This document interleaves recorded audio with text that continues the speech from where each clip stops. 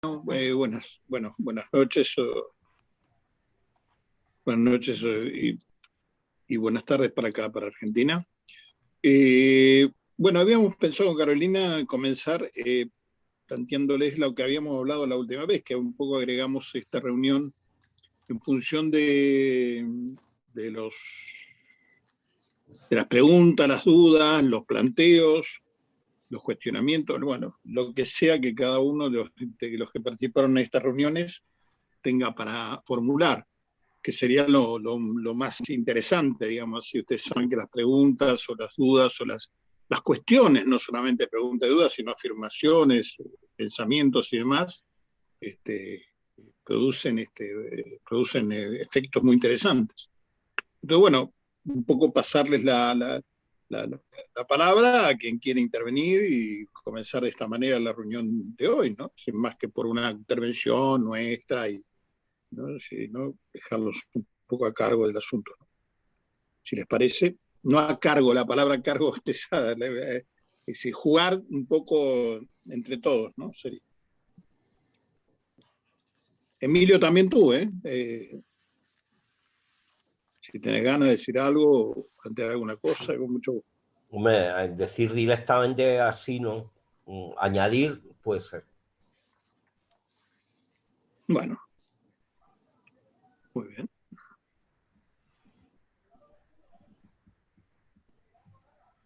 ¿Quisiste hacer una ironía o algo y no lo percibí? ¿O quisiste decir algo más y no lo agarré? ¿O se me escapó por...? Son las gafas, Pepe. Son las gafas. Pero vos te parece que las gafas hablan, ¿no? De por sí hablan las gafas, ¿no? Sí. No, es que doy un aspecto de serio, a veces confunde, ¿sabes? O sea, No, lo tuyo, yo he visto esas gafas en grandes pensadores. Yo no, yo en traidores. Bueno, estoy sintiendo, vos en traidores. Así que yo lo he visto en grandes pensadores y en grandes pensadores y en anuncios de óptica. ¿Cómo? Lo he visto en grandes pensadores y en anuncios. Me ha introducido, mejor dicho, me introduce una duditación o una duda que he charlado, conversado con compañeras, digamos, ¿sí?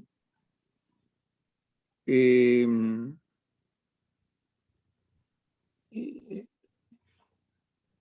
decir,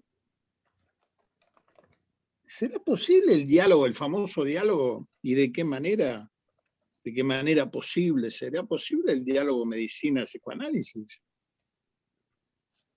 ¿Será posible eso? Porque acertadamente lo que veíamos con Ana y con Patricia era que evidentemente, digamos, la posibilidad de que la curación, llamémosla así, la dilucidación del síntoma que presenta Carolina con su caso, para un médico puede ser una solución funcional.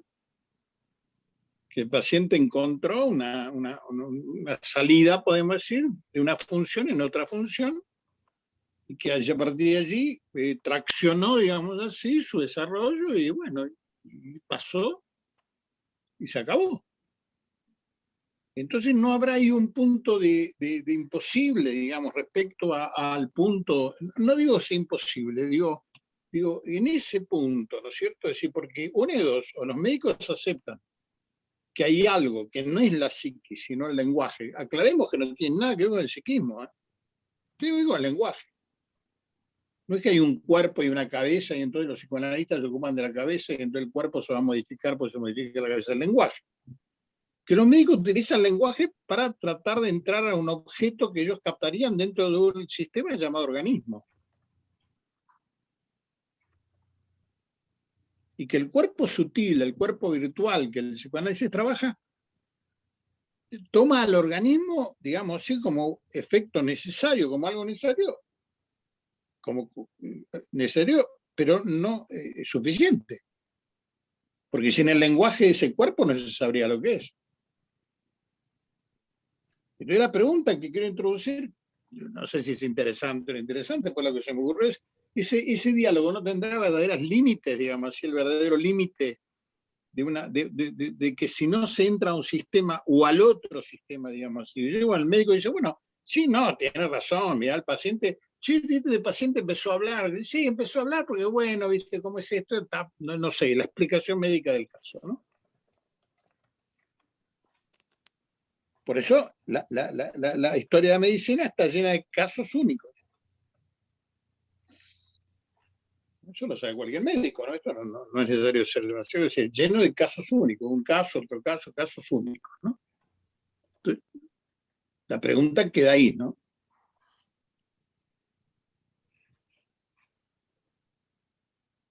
Pero bueno, quiero alentar el debate, no bajo la forma de los cerrados, sino una duda que yo tengo, si es posible, si habrá alguna manera de que los médicos acepten, digamos así, que hay algo que el lenguaje puede producir que no tiene que ver directamente con el organismo que trata la medicina, ¿no?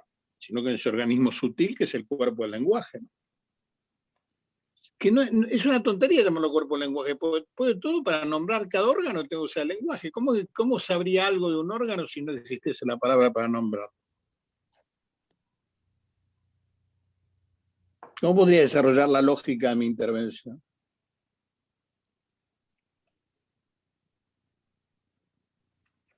Pensaba lo siguiente, José, que, digamos, en relación a lo que decís, más allá de que los discursos sean diferentes, ¿no? El de la medicina, podríamos decir, y el del psicoanálisis, hay algo que se plantea desde hace mucho tiempo en el campo de la medicina, que es esta cuestión de la medicina deshumanizada. Pero siempre lo pensé, digamos, más allá de las cuestiones eh, técnicas, temporales, etcétera, etcétera, que eso de lo deshumanizado es cuando, digamos, cuando los médicos dejaron un poco de hablar, cuando justamente dejaron de escuchar la palabra, de escuchar lo que traía el paciente, y justamente hacer clínica o hacer diagnósticos a partir de lo que se llamaba anamnesis, de la palabra que traía, ¿no? El paciente, porque el paciente nombra su cuerpo, nombra su queja, nombra su síntoma, y creo que algo de esto empezó a ocurrir, digamos, desde hace bastante tiempo. De hecho, hoy se habla, por ejemplo, de parto humanizado, y uno dice, ¿pero qué es parto humanizado? Digamos, ¿no? Que un otro modo, digamos, de parir. Creo que hay algo en relación a eso, donde me parece algo se ha perdido, digamos, en la práctica también, ¿no? En el modo de escuchar y de plantear la medicina.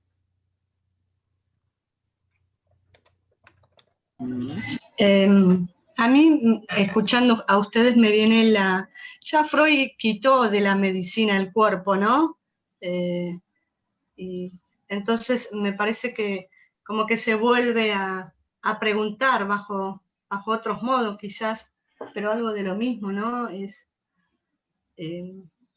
La medicina tiene estándares, ¿no? Me parece que por ahí, no sé si es posible o no, la erogeneidad del cuerpo, ¿no? Esas cuestiones, o otra lógica, ¿no? Que apareció en esta formación. No tendría todavía respuesta si es posible ese discurso entre ambos, esa conexión. A mí me gustaría también dar una opinión, una reflexión, en verdad.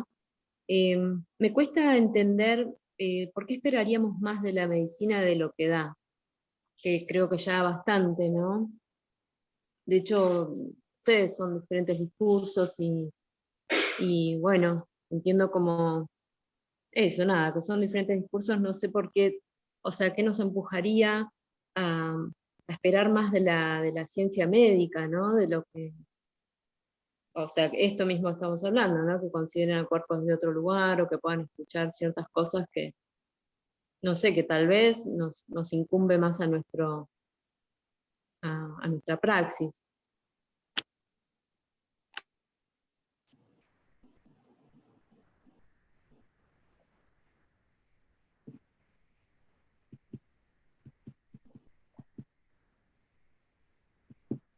Hombre, yo creo que el asunto es que la mayoría de la gente a quien recurre en primera instancia es a la ciencia médica, ¿no?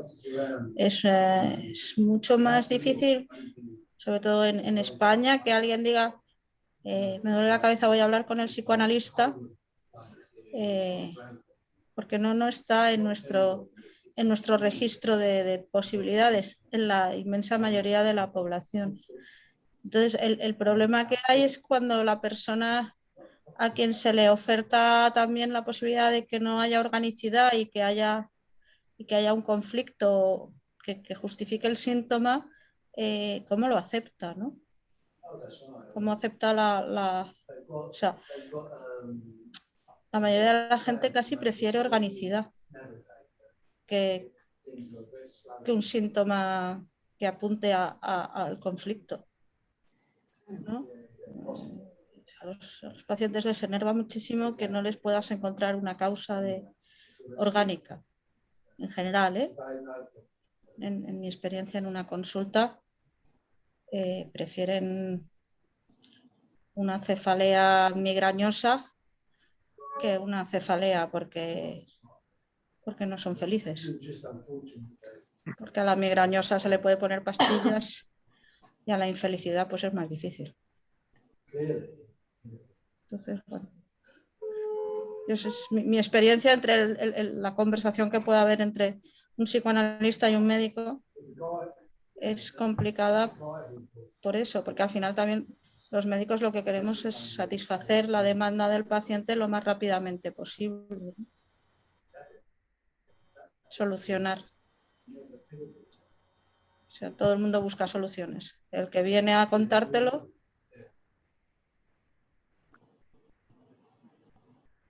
y el que tiene que escucharlo.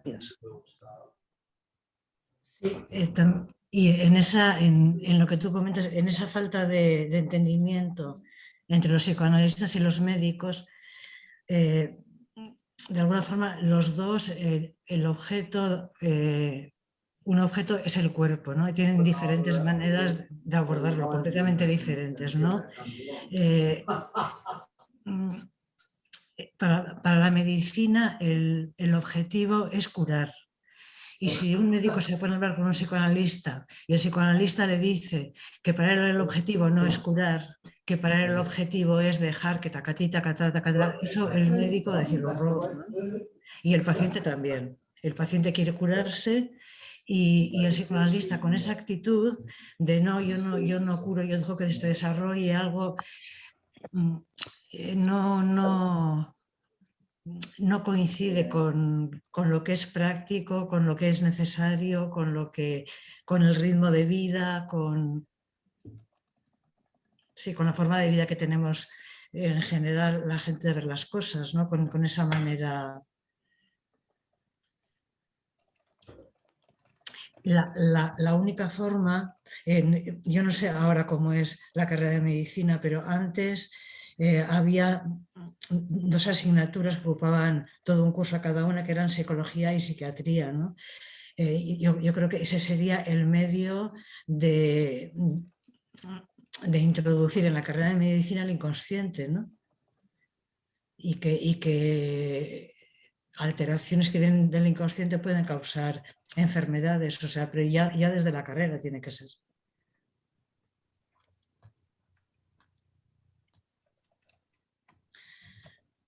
No sé, pero me parece importante eso del objetivo de la medicina curar y del psicoanálisis, no. Eso no sé muy bien cómo se resuelve.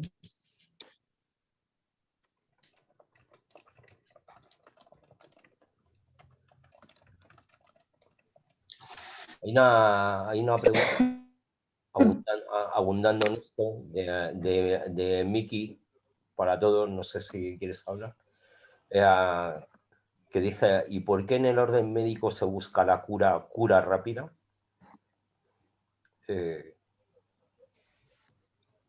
Y luego, Estela, ¿eso es una respuesta? En realidad la medicina plantea primero no dañar.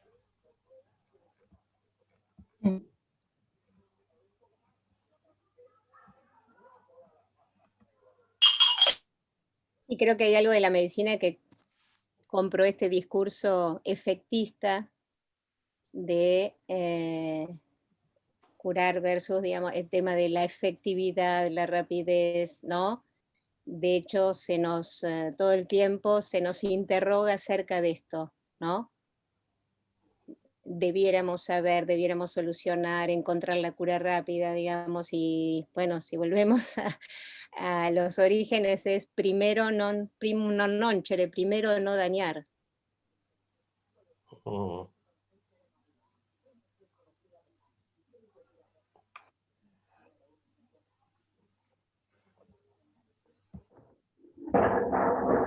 Pero eso en el caso de la cirugía queda un poco cuestionado, ¿no?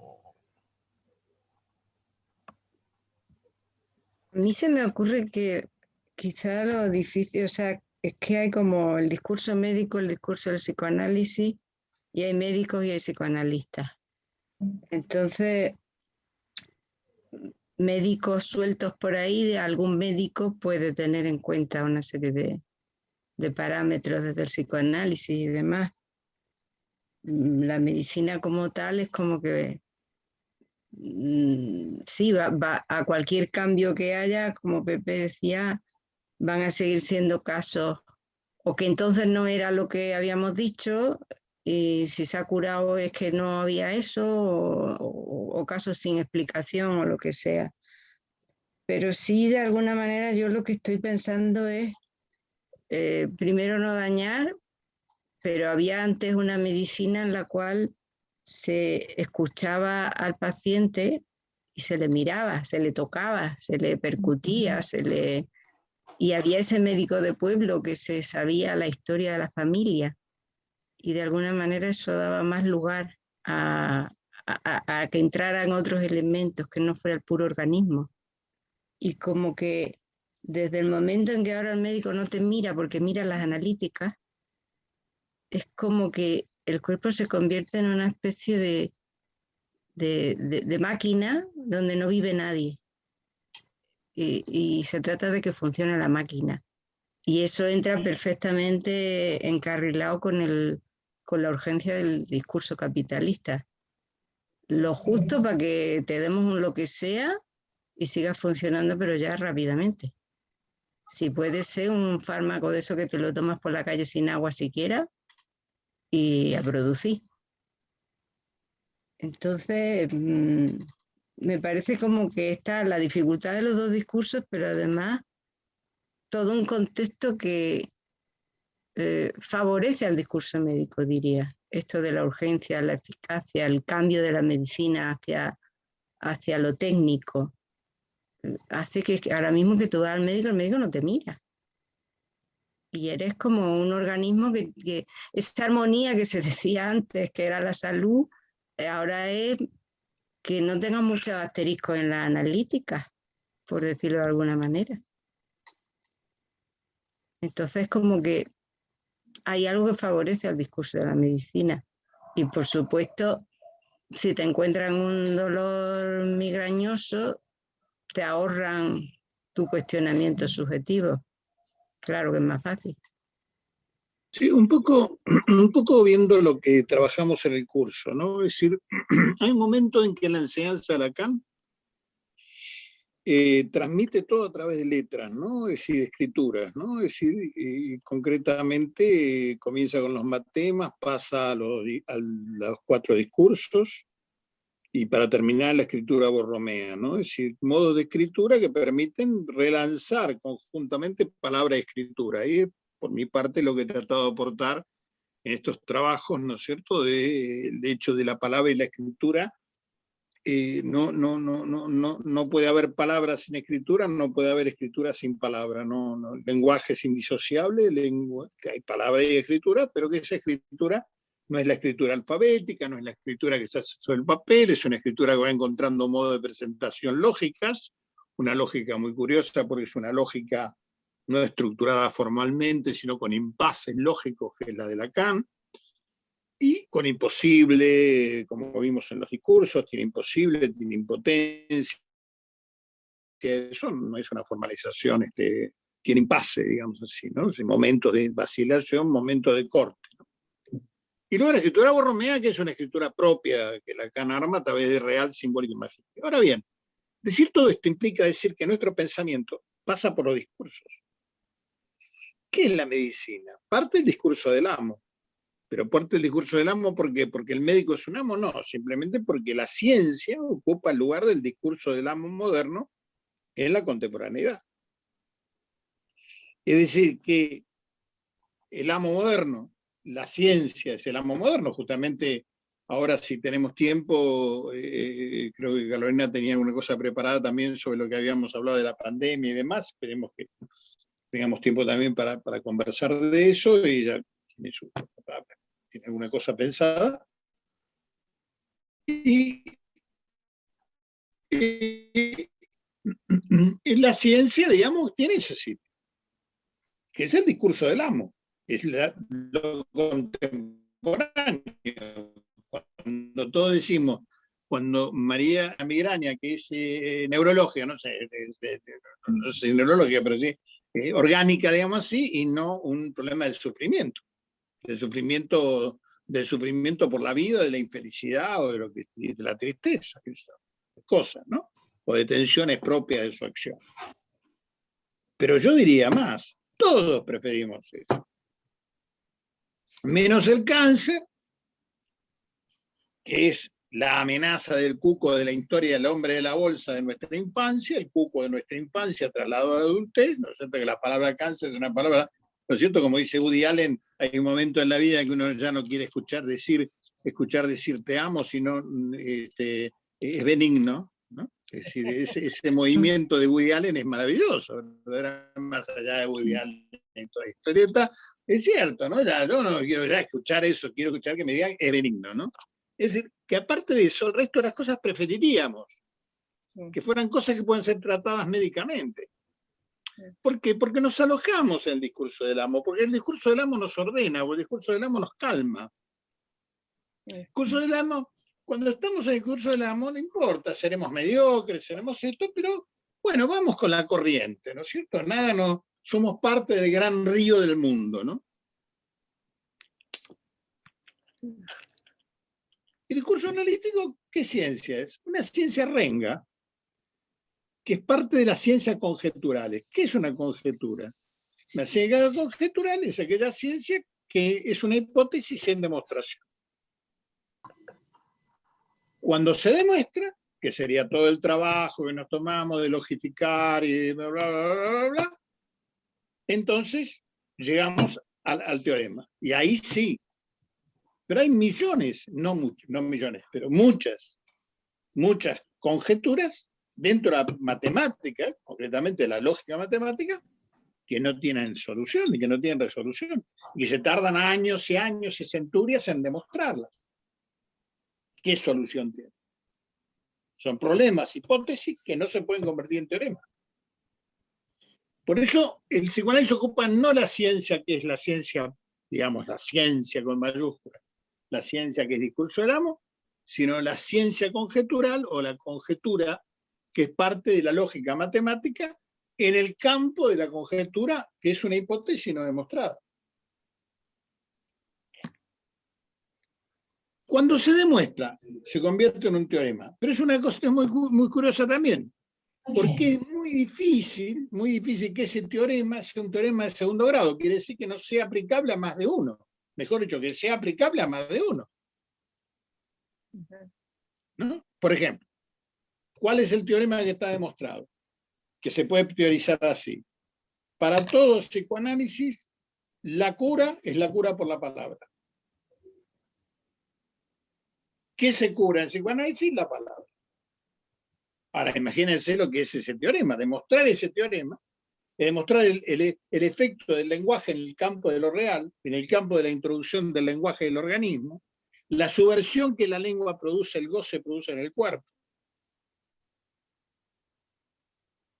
Todo esto alrededor de esta teoremización, porque tampoco es un teorema exactamente, pero sí cuando uno dice, bueno, la cura del medicina cae sobre un síntoma en el cuerpo, ¿dónde cae la cura? Es cura de una palabra o de las palabras.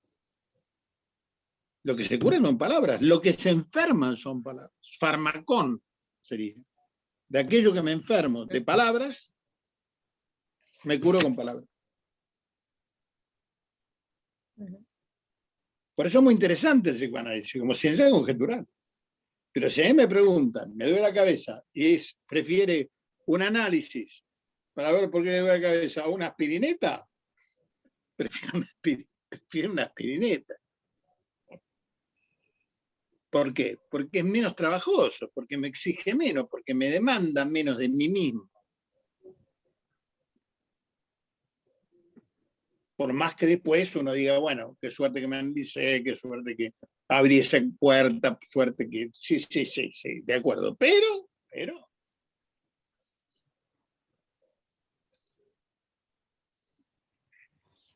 ahí hay un ostracismo, es otro discurso.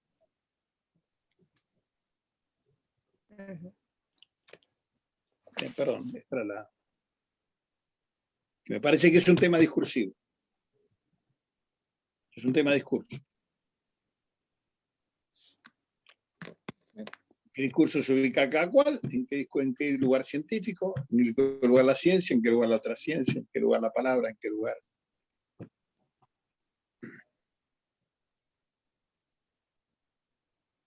Y el asunto, por ejemplo, de que en España la medicina es pública, es gratuita para todos, y el psicoanálisis no lo es. ¿Hasta qué punto eso influye? La medicina es completamente accesible y el psicoanálisis no. Claro, Patricia, brillante, claro. La materialidad misma, si el psicoanálisis fuera gratuito, todo el mundo estaría en los consultorios. Claro. Está muy bien eso, claro. Sí. Evidentemente, porque ¿quién no le gustaría ir a hablar? ¿A quién no le gusta contar su cuento? Y hay un oído neutral, aparentemente un oído neutral que lo escucha, que no va a juzgar, que no esto, que no, que está para eso. Brillante, me encantó, sí, es cierto. No imaginemos, ¿no? Los hospitales, ¿no es cierto? Aquí solo psicoanálisis.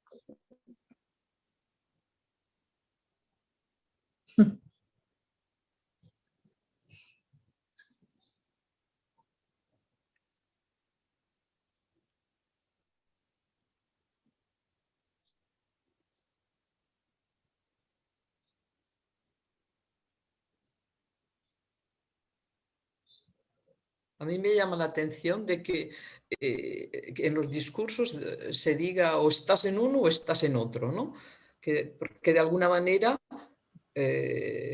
cuando yo ejercía de médico y estaba en psicoanálisis, a mí me servía para abrir y no cerrar siempre cosas, ¿no?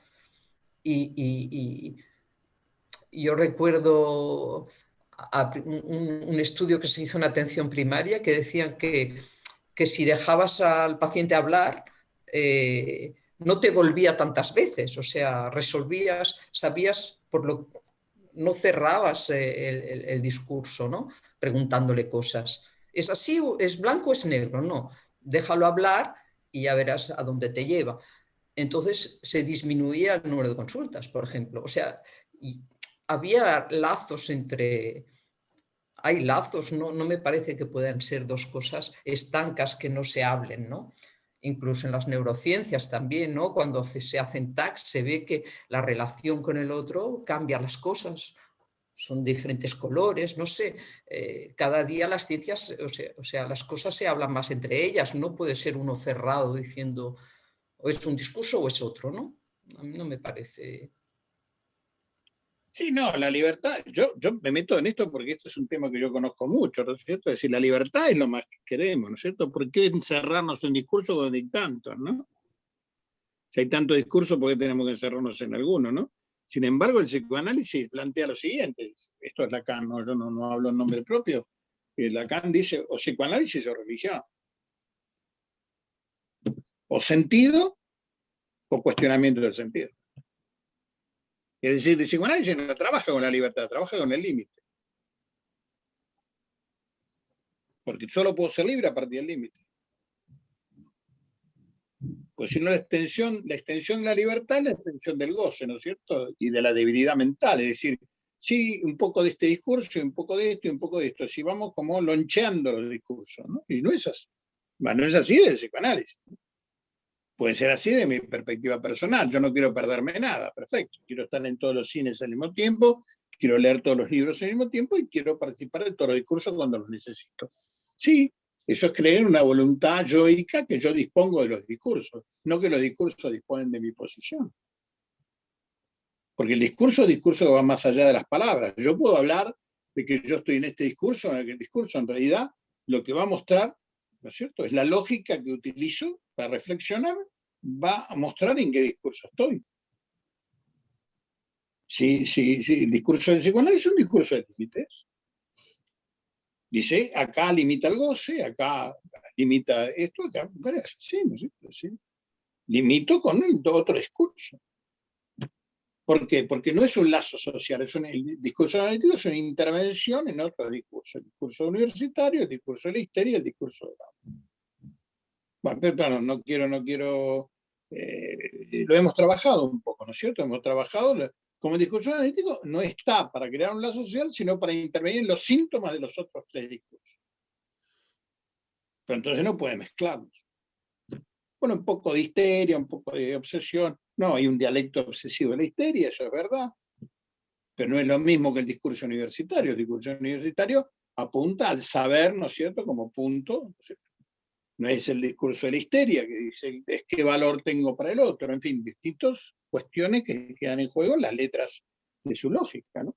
Donde el sujeto, más que hablar, es hablado. Cosa que también nos molesta un poco, porque nos gustaría ser siempre el que habla en nombre propio. Sí, hablo en nombre propio, pero el discurso está funcionando en su lógica, ¿no? Desde ese lugar hablo, desde ese lazo social estoy en el mismo.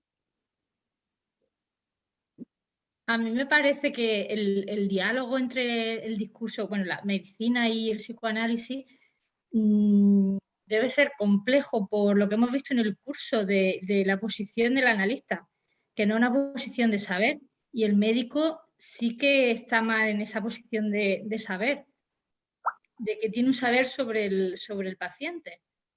Y el analista,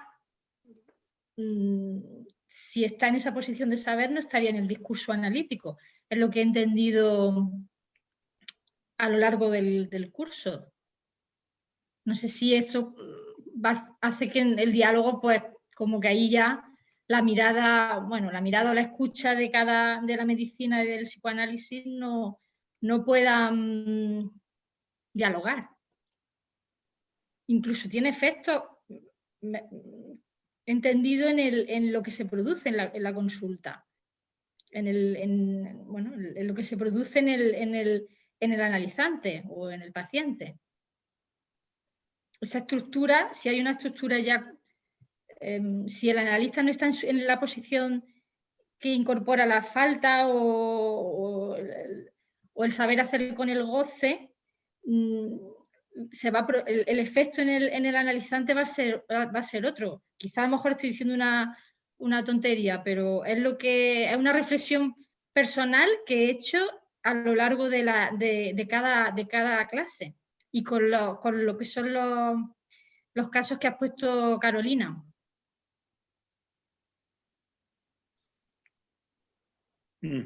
Claro. Claro, es complicado porque trabajar en una institución médica es una institución médica.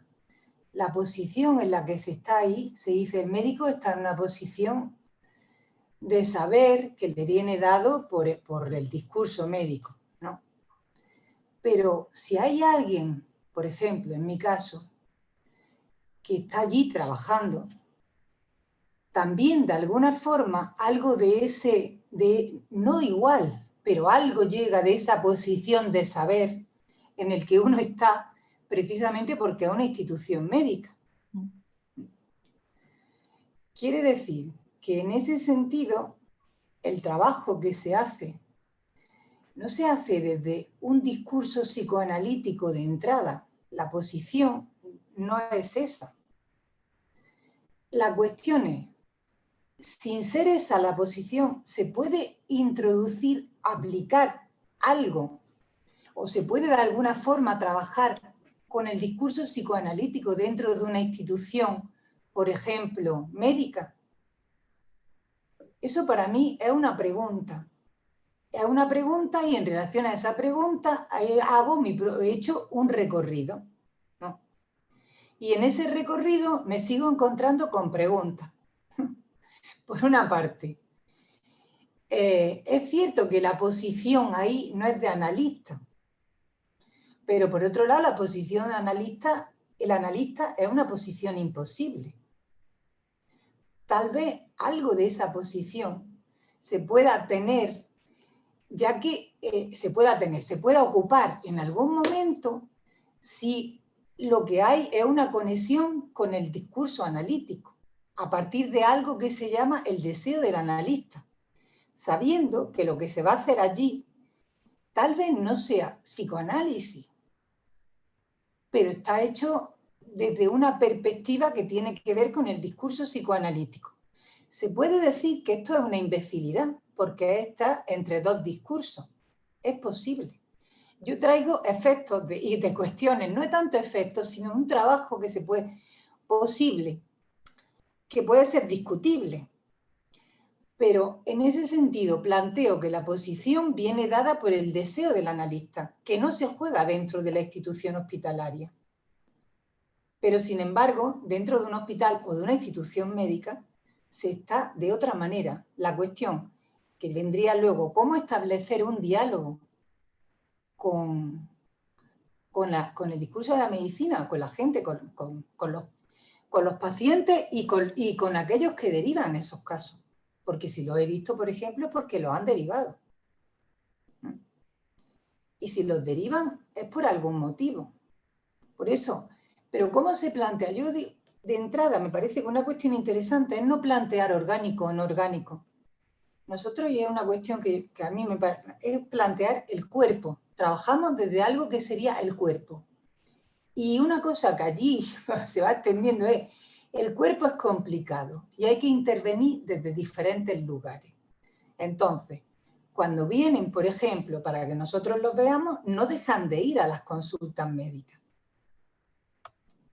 Es decir, se hace una intervención interdisciplinar, sin que eso quiera decir que le estemos pidiendo a los médicos que hagan psicoanálisis, ni que estén en el discurso psicoanalítico, sino que cada uno, porque como antes se ha dicho, tal vez sea pedirle demasiado, bastante que hagan su función. Pero su función quieren decir que tampoco dejen de ver a un paciente porque digan que lo que tiene es psi.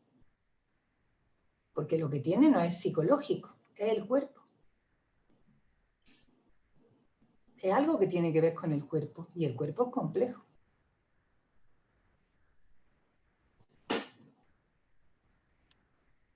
Sí, yo estoy de acuerdo con Carolina en ese punto, porque si no, yo me veo zarandeada, ¿no? O es orgánico o no es orgánico.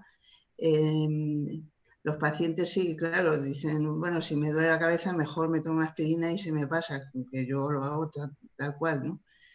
Pero también hay otros pacientes que lo psicologizan, ¿no? Evitan ir al médico, por así decir, como dice Carolina, ¿no? Evitan ser tratados por la medicina. Entonces, hay una diversidad también ahí en cómo cada uno plantea las cuestiones acerca del cuerpo, porque yo creo que hablar del cuerpo es bastante complicado, es bastante difícil. Y bueno, la manera más habitual que se habla del cuerpo hoy en día, por lo menos, es a través de problemas en el cuerpo, pero muy, muy remitidos a lo que podría ser el campo de la medicina.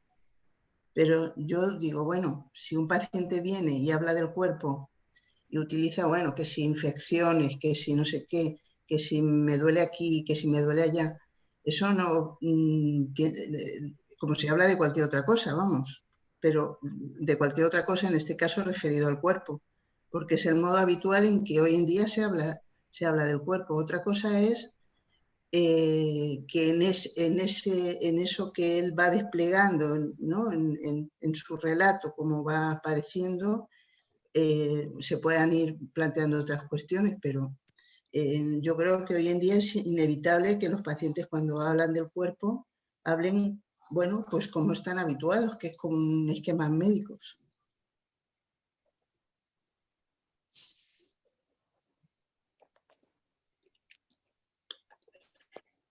Sí, pero voy a cuestionar esto de la siguiente manera. El tema no es cómo el paciente habla del cuerpo, el problema es cómo el analista o el psicoanálisis piensa el cuerpo. Claro, sí, sí. Entonces, ahí me parece lo siguiente. Si un paciente viene y dice, lo voy a decir así claramente, me parece que esto es petición de discusión de saber, ¿no? Si un paciente viene y dice, me duele el pecho. Me duele el pecho, tengo un dolor en el pecho, tengo dolor en el pecho. Ahí está, si no es médico, ¿no? Por ahí si es médico sabrá qué hacer o no hacer. Pero yo no soy médico, lo primero que hago es mandarlo al médico. Claro. ¿No es cierto? ¿Por qué? Porque tengo que descartar que efectivamente no pertenezca a otro discurso la cuestión. Es lo que yo llamo límite. Ahora, si después viene y me dice, no, me dijo el médico, todos los chequeos me dijeron que no hay nada, no hay nada, este dolor insiste, no hay nada, bueno, perfecto. Palabra y entra mi discurso. Pero mi discurso no entra hasta que el discurso del amo no queda en su función. Porque no puedo confundir un síntoma tratable por el psicoanálisis en el campo de la palabra con un desarrollo de ADN, por ejemplo, de la biología, no es ese de qué cosa, de un cuerpo en el sentido de lo que la ciencia trata, la ciencia médica. La ciencia médica, la ciencia, que no es la medicina. Pero también es verdad que hay pacientes que, aunque tengan un problema médico, quieren hablar de eso en su análisis. Sí, pero lo que yo estoy refiriéndome es que aunque quieran hablarlo y hacerlo pasar, que a veces pasa, por cuestiones que tienen que ver con sus estados anímicos, el analista no puede retroceder frente al discurso del amo. Dice, no señor, esto puede ser un síntoma del discurso del amo. Sí, sí, sí. Porque si no, yo vuelvo a decir, cuando los médicos, yo no sé cómo es en la institución de trabajo de Carolina, pero por ejemplo, cuando yo trabajaba en instituciones, una de las cuestiones que hacían los médicos era cuando había algo raro, que sé cuánto, mandáselo a los psicólogos. Claro. Así el sistema, ¿no? Mandáselo a los psicólogos. No era ninguna profundidad de diagnóstico, ni nada, era mandáselo a los psicólogos, ¿no? Tenían algún balurdo, llamamos balurdo al lío, algún lío que no podían ver con claridad, se lo mandaban al psicólogo. Totalmente. Bien, entonces si estamos de acuerdo en eso, vemos que así recibíamos los pacientes nosotros. En la época que yo trabajaba en hospitales. La pregunta es esta, ¿no? La pregunta vuelve a decir, me parece que sí hay un límite discursivo. Estoy de acuerdo que trabajamos en instituciones médicas, el hospital es una institución médica, pero lo que yo tampoco incido en Carolina, debo decirlo claramente, porque el dispositivo que ella utiliza es el dispositivo analítico. La lógica que utiliza es la lógica analítica. Ella dice, yo no hago psicoanálisis de hospital. El caso que ella presenta es un caso totalmente psicoanalítico. Si ella no aclara que es en la institución psicoanalítica y se fue en mi consultorio, da lo mismo. No es cierto que eso no utilice la lógica del discurso analítico, porque es por la palabra, por el cuerpo sutil, por el goce, por la lectura en el balbuceo, me remito al caso clínico afectivo, por la lectura que hace, esa serie de lecturas que se hacen ahí, donde se deduce que es lógica analítica. Entonces, que nosotros nos empecinemos, estoy de acuerdo, o sea, queremos tener un lugar de agarrarnos de ahí, ¿no es cierto? Donde decimos, bueno, es psicoanálisis, pero no del todo. No, es psicoanálisis. Que sea la institución no quiere decir que, porque si no lo que hizo Freud, que recibía tomando el té, que había cola de 4 o 5 horas y la hija de Freud se casa con un paciente de él en la sala que lo conoce, en la sala de espera, no es psicoanálisis. O cuando Lacan hace pasar que tenía 2 perros gigantescos, usted no se priva de nada, le dice al paciente, entra con los 2 perros al consultorio. Los perros galgos inmensos. anécdota que cuentan no sé quién. ¿Eso es psicoanálisis o no es psicoanálisis? A ver, la cuestión es que al trabajar dentro de una institución psicoanalítica, las condiciones de trabajo, y por eso, por ejemplo, en relación a eso, que es verdad que nosotros empezamos igual, lo que no funciona pues de la medicina se lo mandamos al psicólogo. Por eso, después de tiempo, el modo de trabajar y la condición, porque yo ahí pongo alguna condición de protocolo para tratar a algunos de la gente que me envían, que me derivan por este tipo de casos, es que nunca se dejan las consultas de los especialistas que me lo derivan. Es decir, no se le manda al psicólogo. El psicólogo, van al psicólogo, pero continúan con sus intervenciones por el resto de los profesionales que lo están tratando o por el profesional que lo está tratando, sea de digestivo, sea neurólogo o sea lo que sea. Con lo cual, de esta manera, la base, hay una cierta... Eso, por una parte, no es que ya tranquiliza al paciente, que lo tranquiliza, sino que sobre todo tranquiliza, en este caso, al psicólogo, que está contratado como psicólogo y puede llevar a cabo otro trabajo, ¿no?, en el que no tiene que estar pendiente de determinadas cuestiones que no le corresponden, aunque tengan que ver y aunque vayan a aparecer.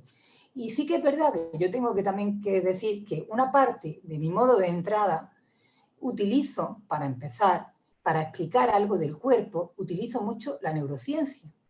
La neurociencia, no a todos los neurocientíficos, pero a algunos neurocientíficos que hablan de cuestiones que me parecen interesantes y que suelen ser bastante fáciles, que suelen ser bastante aprehensibles por la gente cuando se lo comenta, que son marcadores somáticos, por ejemplo, y que son también la diferencia del cuerpo como algo que se siente, como algo complejo. Entonces explico sistemas de neurociencia que de alguna forma llevan a esa... Yo sé que ahí también estoy dando una posición de saber, ¿no?, de alguna forma, y a partir de ahí poder empezar a trabajar otras cosas, porque me parece que en ese sentido yo estoy allí contratada como psicólogo, pero también como neuropsicólogo. Entonces, esto permite una entrada. Y muchas cosas, dolores de cabeza, migraña, no sé cuánto, persistentes, mareos, no sé qué, síncope, son cuestiones que nos derivan con cierta frecuencia, pero siempre dentro de ese marco. Y creo que desde ahí sí se puede.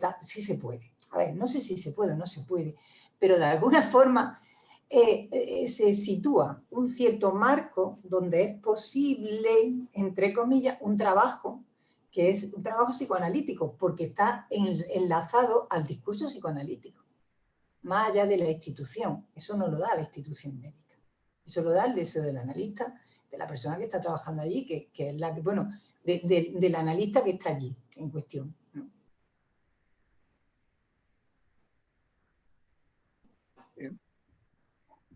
Pero es cierto que hay que buscar los modos dentro de la institución. No es lo mismo que cuando van a la consulta, al consultorio, no es igual. No lo veo lo mismo. Hay que... el modo de llegada, de abrir, por lo menos, de abrir de la posibilidad de trabajo es otro. Porque de entrada estás en una posición de saber. Pero primero tienes que ocupar... Eso es una cosa que lo traigo para discutir. Yo planteo, primero tienes que ocupar la posición de saber y luego destituirlo. Pero no puedes entrar diciendo, no, vamos a ver, aquí destitución de saber. Primero tiene que estar bueno, la pero el posición de supuesto saber. saber, la institución de saber. Claro, Carolina. claro, pero supuesto saber desde la medicina, porque ahí el saber que ocupa supuesto es del lugar de la medicina o científico, digamos, de alguna manera. No sé si cambia en algo, no sé, es un tema a hablarlo. No, yo estoy de acuerdo en todo lo que tú planteas. Yo no dudo de que tú dices, bueno, yo aplico elementos de la neurociencia, de la cual yo no tengo ni idea, ni siquiera sé lo que es la neurociencia, pero podría haberme dicho tranquilamente que cruzo la calle sobre una varilla de metal con un palo diciendo equilibrio. Yo lo que hablo es de las lecturas.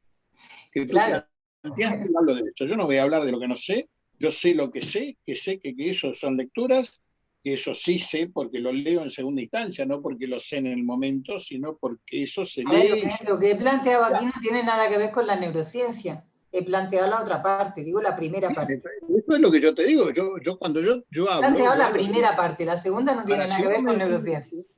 Que vos aplicaste el teorema de Tales, o que había un elefante en el fondo del armario, y que el elefante rugió, y que el paciente dijo yo lo que sé es que hiciste una lectura sobre un balbuceo que resultó que el paciente adhiera a la transferencia, y a partir de eso hay una secuencia... Eso no tiene nada que ver con neurociencias ni con nada, estamos hablando de la primera parte del asunto. Eso es lo que digo yo. No, pues totalmente de acuerdo. Pero lo que quiero decir es que si tú me dices, por ejemplo, en R6, que dice Lacan, yo que de imágenes no me privo. Cuando todo el mundo decía simbólico, imaginario, abandonó lo imaginario, se fue a lo simbólico. De lo simbólico se fue a lo real y dejó el simbólico en el año 55, ¿verdad? Y en el RSI él comienza diciendo, yo que de imágenes, de dar imágenes no me privo. ¿Qué quiere decir? Quiere decir que si hay un elefante en el fondo de mi consultorio que hace brrr, así, y el paciente dice, tengo frío, ¿no es cierto? Ese tengo frío tiene que ver con algo que en absoluto tiene que ver con ninguna realidad que no sea realidad del lenguaje. Y a partir de eso es donde el discurso analítico interviene. Ahora, si vos me decís en el medio de todo este argumento, tu propio armaje, tu propia lógica como arma, elemento de un saber que yo no tengo, que es el saber como vos hace años trabajás en la institución y tenés un armaje de saber cómo se maneja la institución, que yo no tengo ya ni idea, pues hace muchos años que no estoy en el hospital, que lo tuve en algún momento seguramente, y luego cómo aplicar distintos elementos que coadyuvan a donde a la progresión hace un salto cualitativo que hace la lectura. Claro. No digo por defender la lectura, digo la lectura, la lectura que es el discurso del cuerpo virtual, del cuerpo del lenguaje, porque el paciente, vos fíjate que el caso que vos presentaste es tan evidente, tan evidente, se hace tan visible, digamos así, ¿no es cierto? Tan visible que cae de suyo. Entonces se entiende que no estoy discutiendo absolutamente nada, ¿no es cierto? Sino que estoy sosteniendo que el quantum que utilice, la quantum de elementos que utiliza en sus distintos registros el analista, ¿no es cierto? Porque si tú me dices, bueno, yo me tengo que acercar con el saber, no importa que vos te acerques con el saber, el paciente te lo va a suponer igual. Cuando viene al consultorio también, sujeto supuesto al saber. También te va a suponer que sabes. Ahí es diferente, imagino, debe ser diferente porque el tipo viene con una primicia, ¿no? El paciente viene con una minusvalía terrible de venir con la primicia de las primicias, es el príncipe de las tinieblas, ¿no? Si no me equivoco, debe ser una posición muy privilegiada de ese paciente. Sí, porque de entrada ocupa un lugar de posición de sujeto supuesto saber o no, porque también eres al lugar que te envían porque no se sabe qué pasa. Entonces hay que dar un poco, bueno, eso es otra cuestión, es una cuestión de táctica. No, pero está muy bien lo que voy a decir, claro. Es una táctica más que otra cosa. ¿Cómo te rebuscas para producir el sujeto supuesto al saber? Está muy bien lo que voy a decir. Si yo no tengo ningún inconveniente en aceptar esto que estamos conversando como lugar de verdad, claro. Tienes razón, te dicen vaya al psicólogo, y bueno, no está autorizado del supuesto saber, sino que está autorizado de la institución, ¿no? Tienes razón.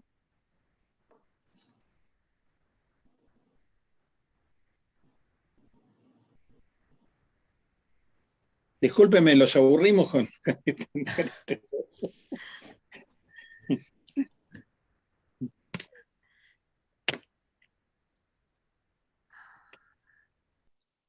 Yo he estado pensando las cosas un poco desde otro punto de vista. Hay una cosa que he comentado alguna vez en otro seminario, que tengo una amiga que ha trabajado toda su vida en una consulta de digestivo.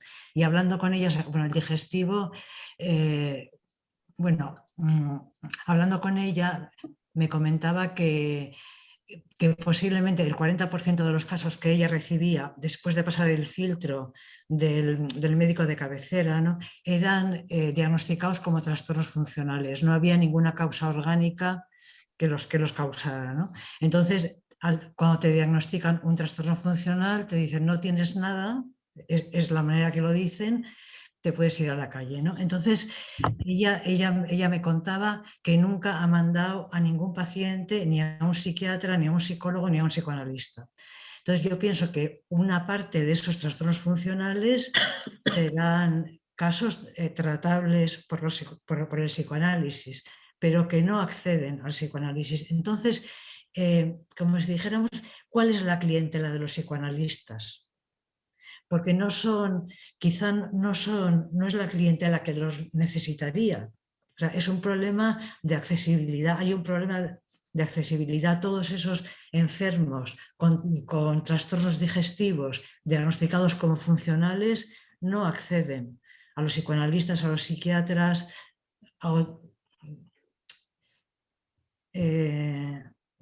planteo un poco eso, cuál es la clientela de los psicoanalistas, por ejemplo, en España, ¿no? ¿Qué es lo que se recibe?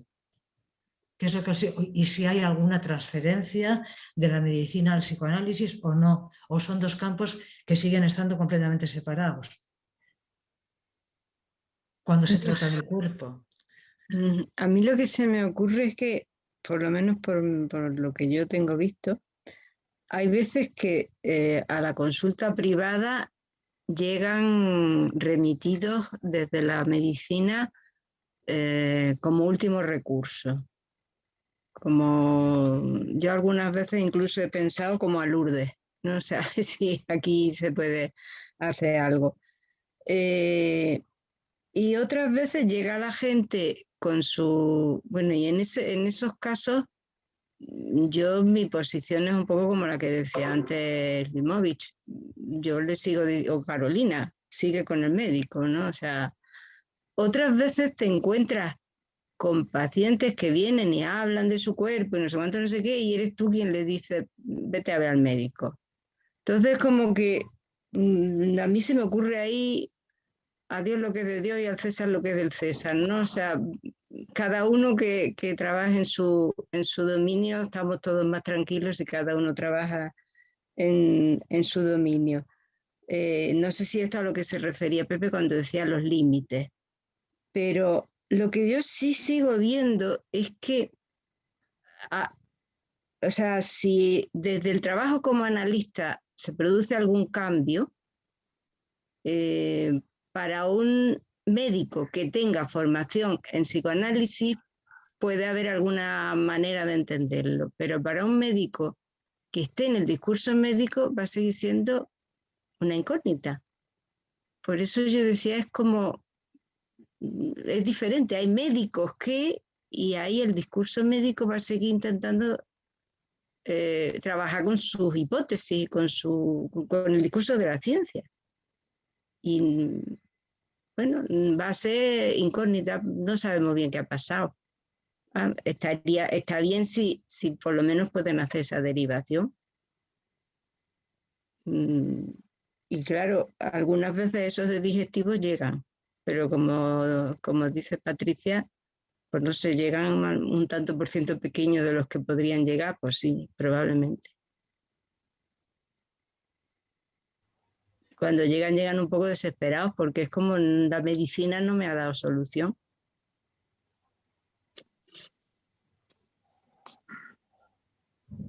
Pero creo que sería interesante, si Carolina tiene ganas de hacerlo, ¿no?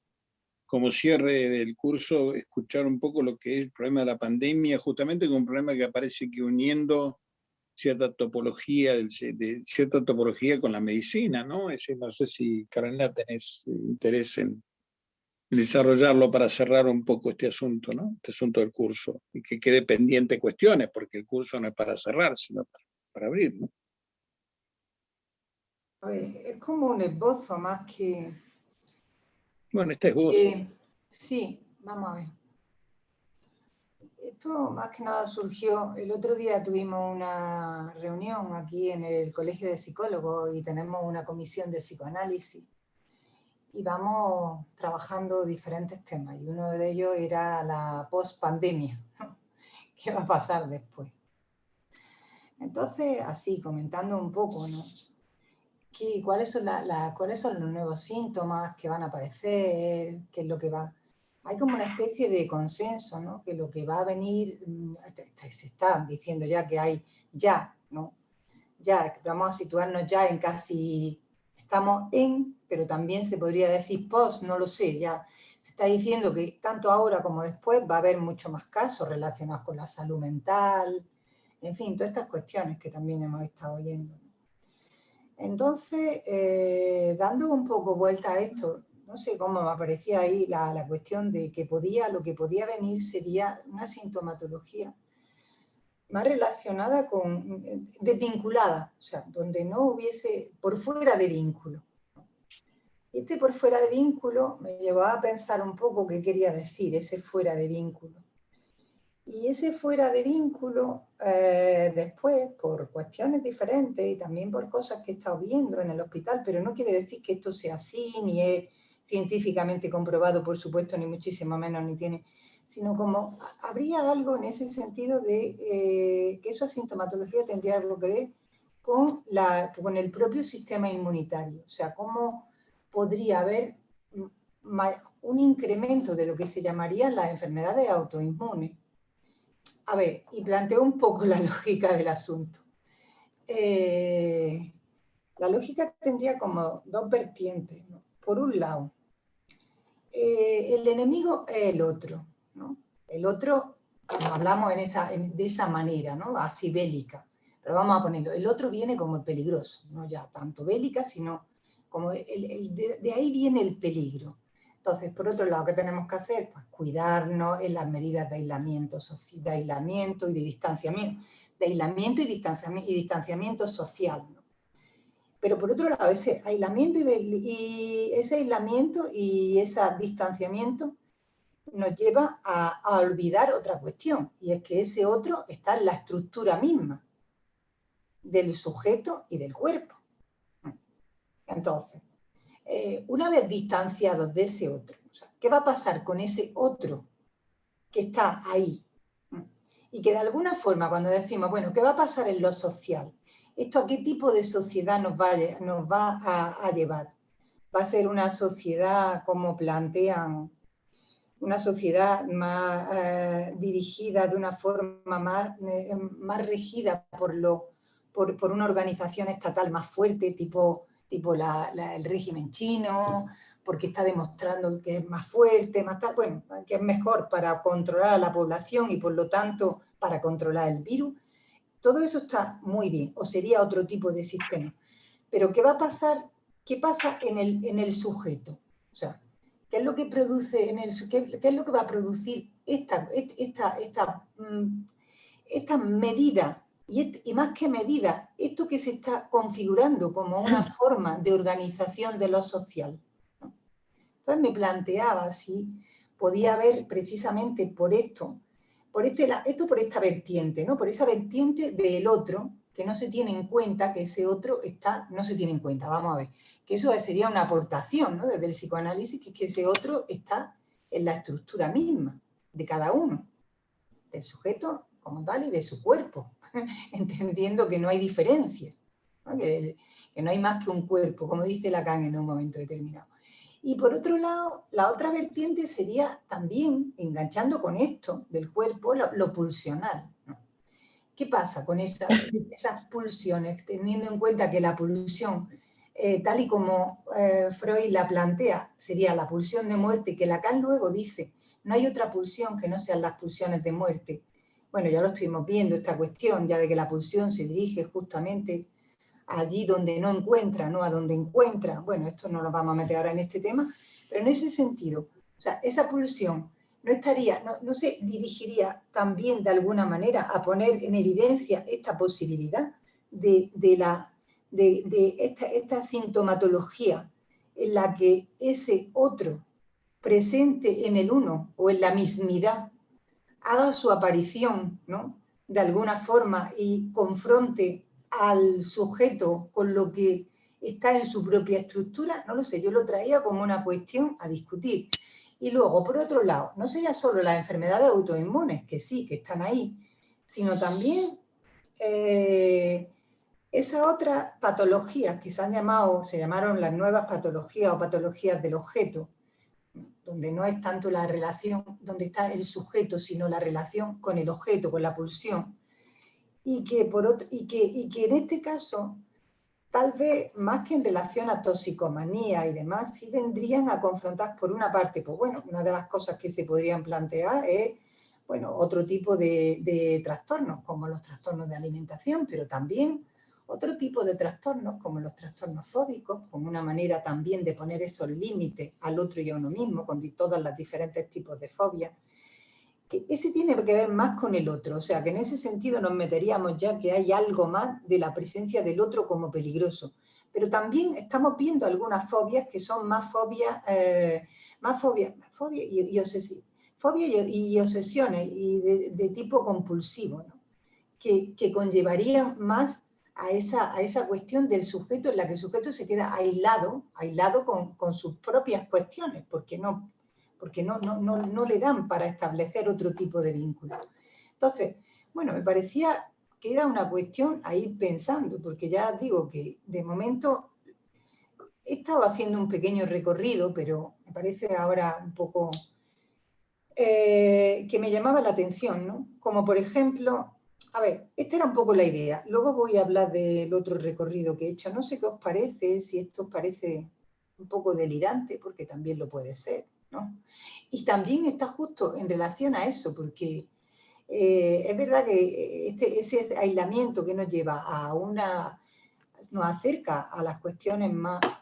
El mundo se desorganiza, se podría decir, nos acerca a cuestiones más psicotizantes, más paranoides, más paranoicas, pero también a otras formas, ¿no? de trastornos o como trastornos, patologías o como lo queramos llamar, ¿no?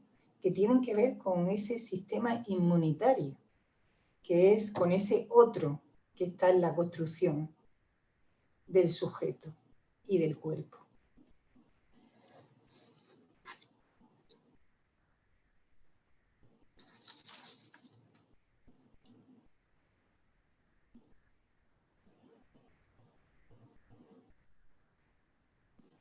Claro, ¿dónde vendría esto? Donde antes está la subjetividad, ¿no? La subjetividad estaba como situada en un determinado lugar dentro de nuestro sistema. Y empieza a haber como un vacío de esa subjetividad conocida y de los modos en los que esa subjetividad se ha estado ejerciendo hasta ahora. ¿Qué colocar en ese lugar, en ese vacío?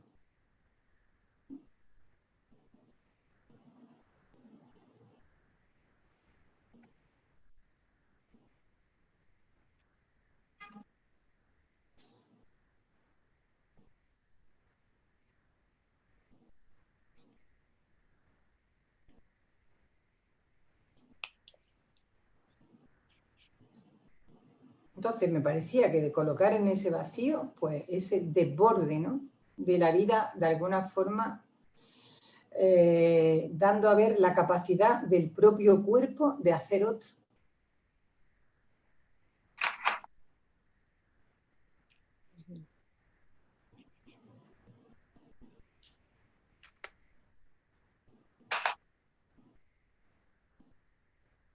Es como muy paranoica la cosa, ¿no? Estoy viendo. Pero bueno.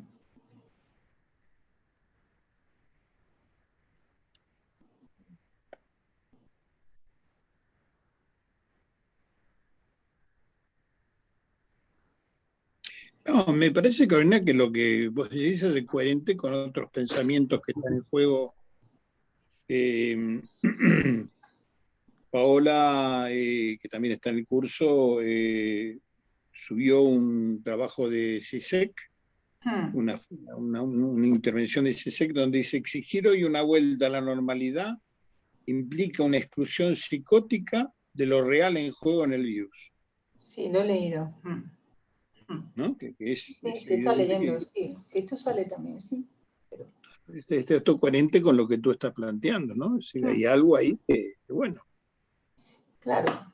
La cuestión es como esto, si esto puede aparecer a nivel de eso que sería el cuerpo, no solamente de los psicóticos, sino de este tipo de enfermedades autoinmunes. No sé, tal vez ha sido en la que no hace falta que el otro ataque, El cuerpo mismo se ataca a sí mismo. Es como una respuesta, ¿no? A ese no, a esa distancia del otro. Sí. Como para pensarlo. Se habla mucho de depresión. ¿Compartís que eso sería una respuesta también de lo real del aislamiento, digamos así, de la falta de contacto, del hecho de que el otro social, digamos, en el sentido de que la palabra necesita de que alguien lo anuncie, digamos, de que alguien la haga gozar, el gozar del cuerpo del otro como confrontación de cuerpos y demás, sea parte de eso que llaman depresión, que es el aislamiento que está presente también en este momento en los consultorios, según me comentan, ¿no?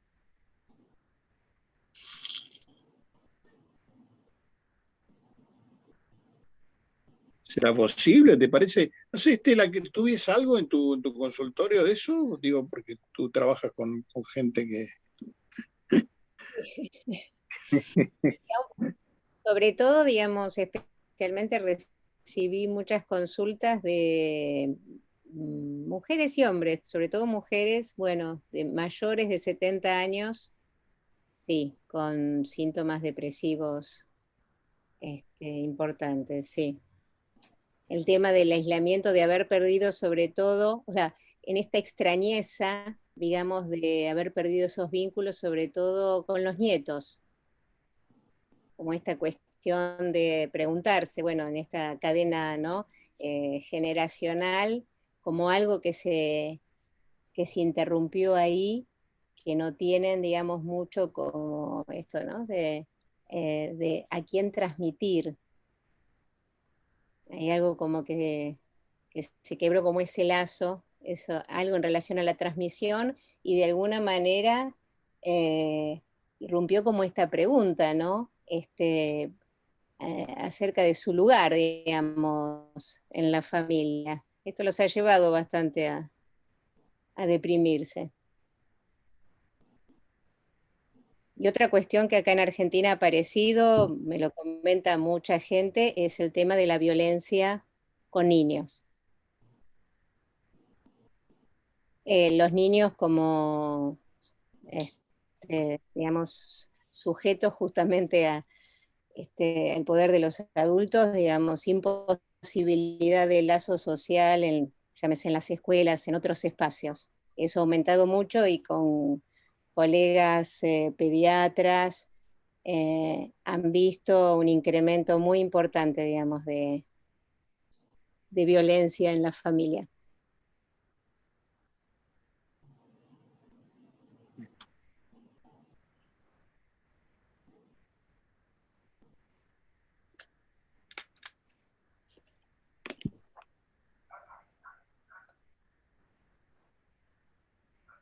Sí, sí, lo que a mí me llama, me causa lo que habla Corina y esto que tú aportas de tu experiencia en consultorio y de lo que yo estoy viendo también es que la famosa vuelta a la normalidad va a estar averiada, ¿eh? Que no va a ser tan sencillo, ¿no?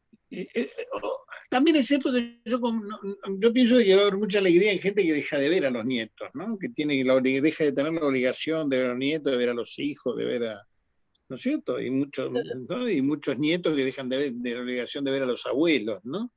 Esa parte no debe aparecer con tanta facilidad como lo otro, ¿no es cierto? Tiene mucho menos recursos retóricos, ¿no? La libertad que produce también la falta de obligación de esto. Pero de todas maneras creo que vamos a tener que visualizar, ir visualizando, que en un sentido muy interesante las hipótesis que está planteando Carolina, este nuevo fenómeno que va a ir pasando. No importa, va ni la vacuna seguramente pasará en gran parte, disminuirá, ya hay un 20% menos de contagios en el mundo, en fin, ya empieza a organizarse una medicina coherente, digamos así, cada vez más efectiva, por más que los muertos a millares,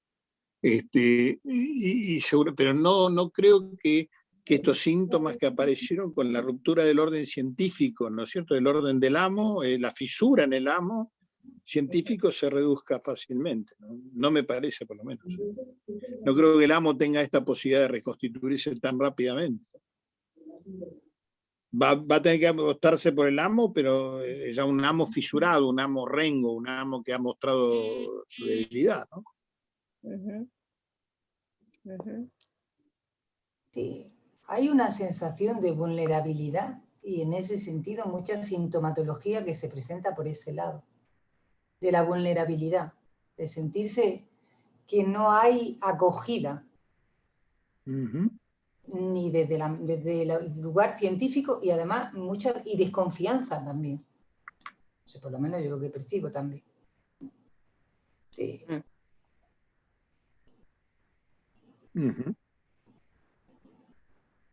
Yo lo que he visto es efectivamente una presencia cada vez mayor de lo que tiene que ver con lo depresivo, como con dos parcelas fundamentales. Una en la línea de lo que decía Estela, de esas circunstancias que han hecho que de alguna manera haya perdido sentido mi vida. Pues porque ya no transmito a los nietos, porque no puedo hacer mis proyectos, o sea, algo como que de pronto me tiene como un barco varado. Pero hay toda otra parcela muy grande que se mezcla con esta, que es desde la dificultad económica. O sea, es que no hay futuro. No hay posibilidad de seguir ganándose la vida. ¿Qué va a ser de mi familia? ¿Qué va a ser de nosotros? O sea, creo que en el post-pandemia tiene un asunto económico importante, ¿no? Y todo esto se convierte a menudo, cuando no hay tanto recurso de palabra y cuando no sé, en sintomatología del cuerpo. Lacan hablaba de epistemosomática y yo creo que hay que esperar mucho de eso. En ese aspecto introducía lo de las enfermedades autoinmunes y este tipo de trastornos epistemosomáticos, más que de objeto epistemosomático, o sea, en relación al saber del cuerpo. O sea, me parece que ahí va a haber un campo importante de trabajo. Sí. Por ese lado.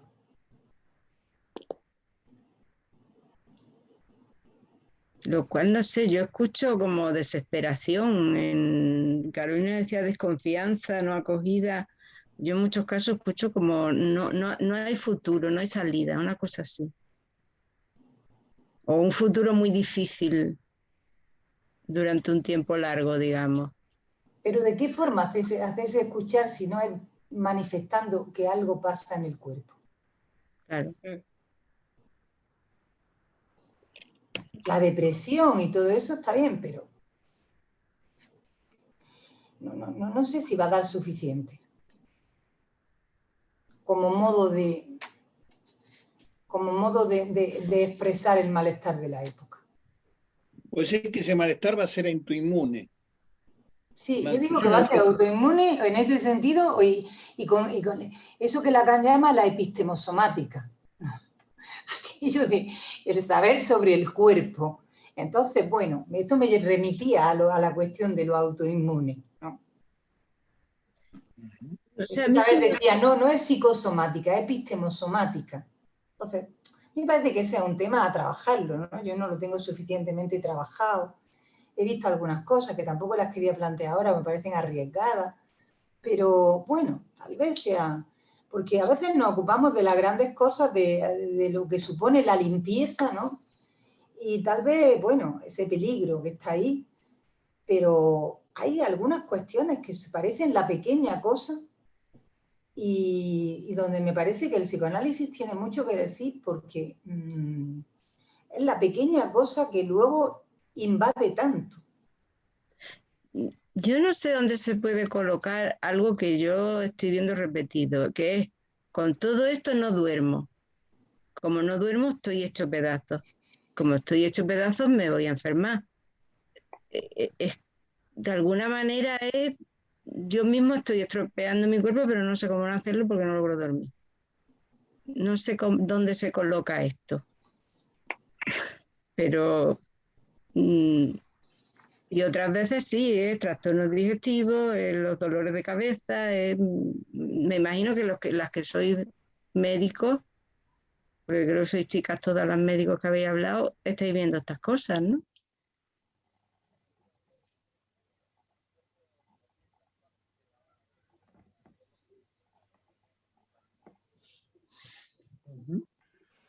No sé, a mí me ha pasado un poco lo contrario. Yo tenía algún paciente que estaba muy mal antes de la pandemia y de repente ha mejorado bastante. Sí, también hay eso, sí. Ha mejorado bastante. Bueno, ha mejorado hasta tal punto que ahora dice que él me va a ayudar a mí.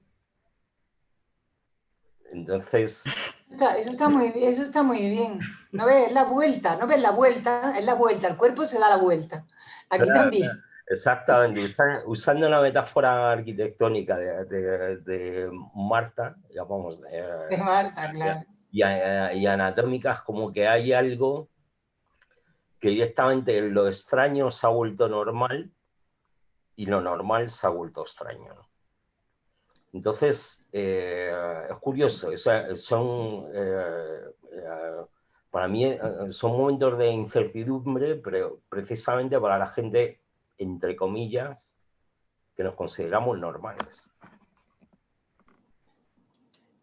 El otro día decía un chaval autista, no sé si lo comentamos, un chaval autista con alta funcionalidad, y decía, bueno, un adolescente, decía, bueno, ahora vosotros estáis viendo lo que supone hacer lo contrario de lo que te pide el cuerpo. Está bien, ¿no?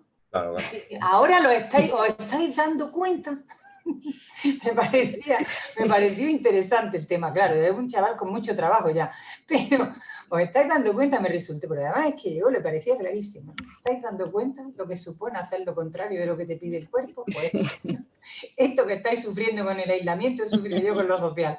Está muy bien, ¿no? Porque... Sí, sí. Es lo que decía, ahora soy normal, soy como todo el mundo, yo llevo confinado mucho tiempo. Claro, ahora soy normal, soy como todo el mundo. Claro, se da la vuelta, son cuestiones que dan la vuelta. Claro, incluso hace poco recibí una llamada de una conocida, de una amiga, que ya lleva mucho tiempo en plataformas estas de Second Life, de segunda vida, ¿no?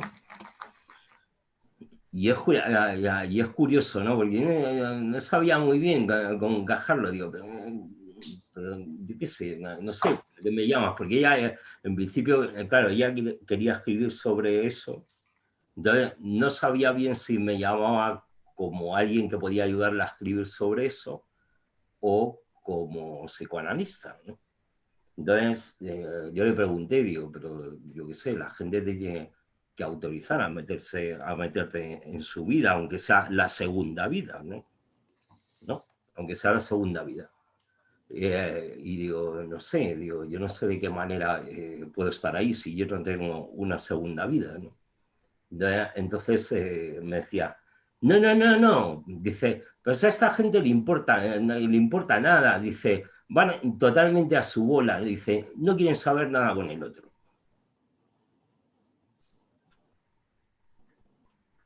Con lo cual, me llamó la atención, ¿no? Porque esta gente que lleva mucho tiempo ahí, yo qué sé, encerrada en este mundo del Second Life, ¿no?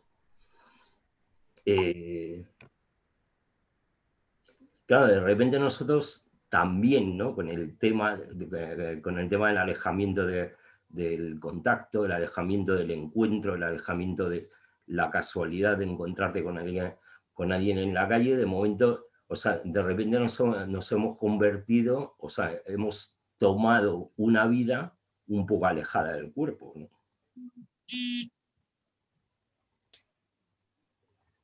Mate.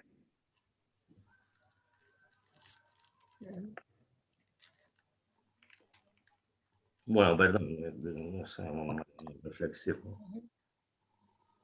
No, me parece que se está tratando un tema que es muy, muy difícil de hablar porque nadie sabe, se camina sobre una experiencia nueva, ¿no? Una nueva experiencia, ¿no?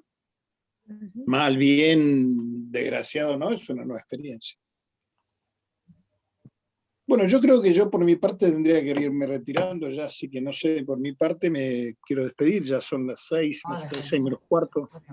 No sé si les parece bien ya o quieren seguir ustedes. Por mi parte quiero saludarlos y bueno, sí que ha sido un gran placer, un gran gusto trabajar todo esto que hemos trabajado con Carolina y bueno, realmente espero que haya sido interesante para los que participaron. Vale, muchas gracias a todos. Ha sido muy interesante este curso, sí. De todas formas, bueno, esperemos una vez que haya orden, supongo, bueno, que es desde este correo, desde AP4 cursos, si hay, yo que sé, alguna actividad más bueno, parecida a esta, bueno, si alguien se anima a seguir trabajando así, pues os lo comunicaremos. Vale. Muy bien. Gracias. Bueno, yo me he quedado con lo de la vida lejana del cuerpo que ha dicho Emilio y la verdad es que me gustaría poder hacer otra que sea cerca a los cuerpos. Como una añoranza muy grande de, por favor, los cuerpos cerca. Pero bueno, se hará lo que se pueda. Bueno, muchas gracias a vosotros. Gracias. Buenas noches. Gracias. Buenas tardes en Argentina. Chao. Gracias. Chao.